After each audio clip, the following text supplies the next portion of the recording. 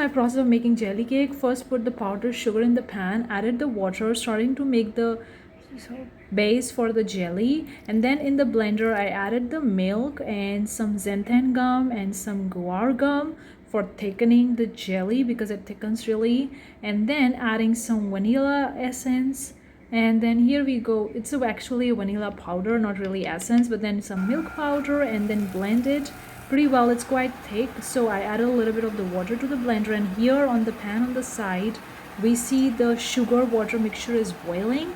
So now we're gonna add the agar-agar powder to create our beautiful jelly. Now you can use gelatin if you want, but I want it to be a plant-based jelly, so that's why I use this agar-agar. And once it's set, you're gonna see the jelly texture starting to form, and here the blender mixture is getting ready. So I'm gonna add this jelly to this mixture of that we have in the blender. Then I'm gonna blend a little bit more, and it's got to get thickened. And now this is the texture that I like. Now I put my first base for the cake.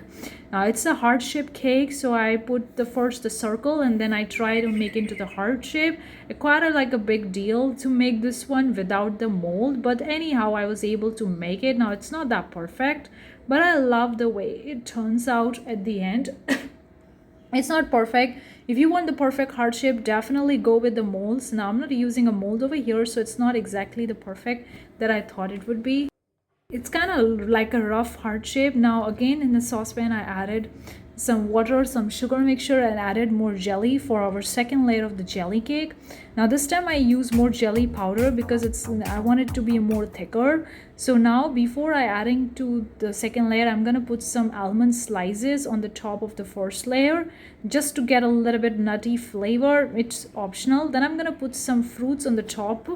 Since this is a fruit jelly cake, so I'm using a lot of the different types of the fruits here, and I prefer to use the different foods, and also the little bit orange shells to get the tangy flavor of the orange, kind of like the thing. And once we are done with that, now I'm gonna take my jelly mixture and pour it onto the fruits.